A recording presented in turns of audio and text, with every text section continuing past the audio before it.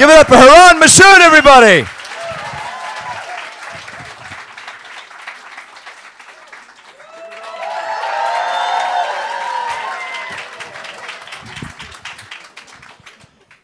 Hello, my name's Harun Mushod. Half Sri Lankan on my dad's side, half Swiss on my mother's side, half British by birth. That makes me 1.5 people. Or as my doctor recently put it, fat.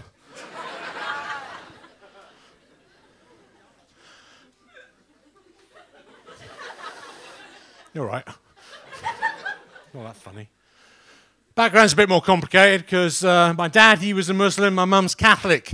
I had a great-grandmother who was Jewish, great-grandfather was a gypsy, great-uncle who was an SS concentration camp guard. Don't laugh at that. That is not a joke. That is sadly true. I really did have a great-uncle who was an SS concentration camp guard. Yeah. Thinking about it, not that great an uncle. So my background's a real mix. I don't really know what that makes me. Whatever it is, I'm reasonably confident. Boris Johnson, Priti Patel, Nigel Farage, 52% of the British population, would rather I lived somewhere else. Probably love my great-uncle, though.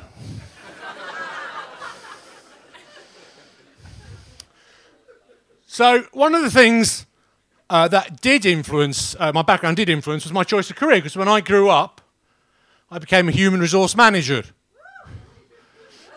Thanks. I'm used to booing at this point. I became a human resource manager because, I had to find some way of channeling my great-uncle's evil Nazi genes. Now, it's possible that there's another reason I became a human resource manager. A friend of mine said, Harun, HR manager, of course you are. Are you familiar with the term nominative determinism? Now, if you don't know what that means, nominative determinism is the theory that people tend to gravitate towards the professions associated with their names. So it was originally coined New Scientist back in 1994 when they were discussing an article in the British Journal of Urology that had been written by Doctors Splat and Weedon. It's a real article. They wrote quite a lot of stuff about urology, made quite a splash for themselves in the field of piss. I'll give you an example how that works in practice. So there's a Texan American who was twice mayor of Austin, Texas. His name was Will Win, and his campaign slogan in both campaigns was Will Win, Will Win. So you get how that works. And another example, Chinese-American woman grew up to become a lawyer because her friends told her that with a name like hers, she should be practicing law. Her name is Sue Yu. And that's kind of what happened to me. My friends at school said, Harun, you should become an HR manager because you're such a cunt.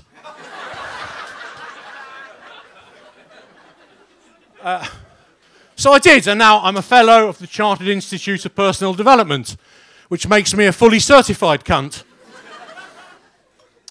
And I do my HR management in a place full of cunts, House of Commons. Still surprised there's no booing.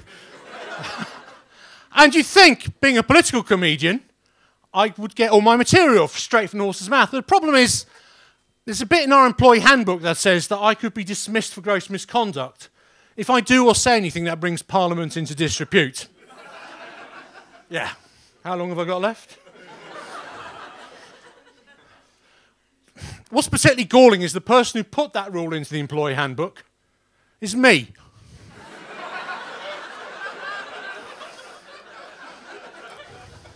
Because on top of everything else, I'm a stupid cunt.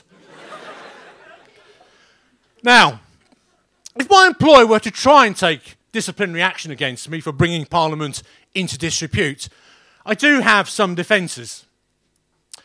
And my defence goes like this. Am I really bringing Parliament into more disrepute than the security cameras who caught Matt Hancock groping and snogging one of his aides? Now, the weekend after that story broke, if you heard the sound of banging around the country, that was the sound of 108 Tory ministers disabling the security cameras in their constituency offices with a sledgehammer. Am I really bringing Parliament into more disrepute than Boris Johnson, who said there were no parties at number 10, then said he wasn't aware of any parties at number 10, then said he didn't go to any of the parties that might have happened at number 10, then said he did go to the party but he thought it was a work event. Then he tried to blackmail the MPs. Next week, when the report from the independent report from the civil servant that he employs reports, no doubt we will find out that in fact he was self-isolating in the fridge until the party was over.